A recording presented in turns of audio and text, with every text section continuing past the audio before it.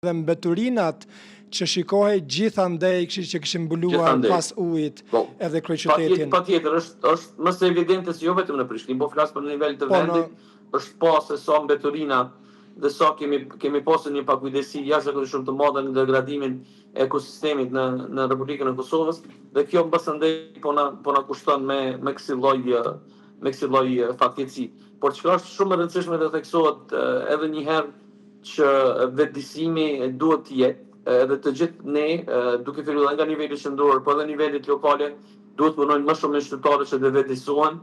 Ne për këtë vit kemi paraparë që të bëjmë simulime ushtrime në të gjitha pjesët e kryeqytetit në rast të fatkeqësive, se si duhet veprojnë qytetarët dhe si të dilet në ndihmën e institucioneve, pra dhe bashkëpunimi me qytetarët është krucial në rastet e fatkeqësive të këtij niveli.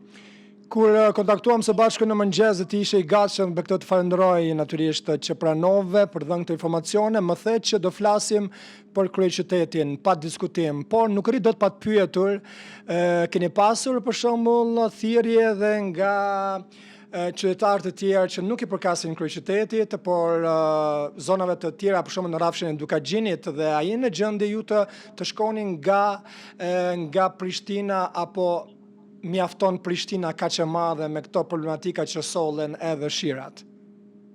Ne kemi rritur vitin e kaluar, kemi rritur numrin e zjarfikësve dhe numrin e kapaciteteve tona intervenuese. Për dijenin e juaj, Brigada Profesionale e Zjarfikësve dhe Drejtoria e mbulon edhe Fushë Kosovën, Obilishin dhe Graçanicën me kapacitetet e saj. Pra ne dje kemi intervenuar edhe në pjesë të tjera, jo vetëm në kryeqytet, por edhe në Fushë Kosovë me ekipet e tona. Po ashtu kemi ndihmuar dhe kemi vënë në dispozicion pompat tona për tërheqjen e ujit në termocentralin Kosova A, dhe një ekip ka qëndruar gjatë 8 ditës atje.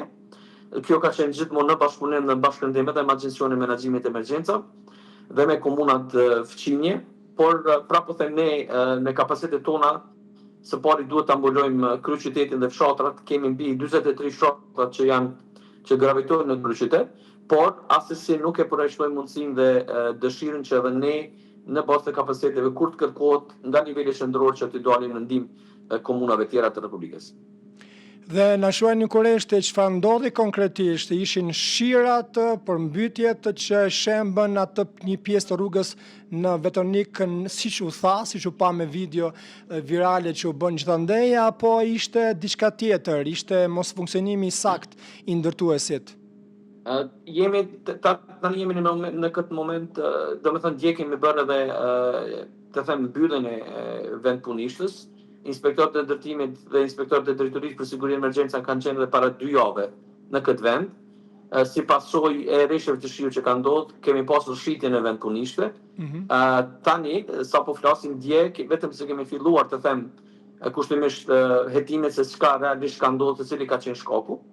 Inspektorët e ndërtimit bashkërisht dhe me inspektorët e drejtorisë për siguri dhe emergjenca dhe me policinë e kryeqytetit do të bëjnë një hetim të shikohet se punëkryesi ai është përmbajtur kushteve të cilat janë dhënë me leje, dhe nëse vërtetohet se nuk janë përmbajtur kushteve të leje, atëherë inspeksioni i ndërtimit mund të rekomandojë që të pezullohet leja dhe të mbyllet vendpunishtja. Pra gjithmonë flasim për këtë që ndodhi dje në rrugën.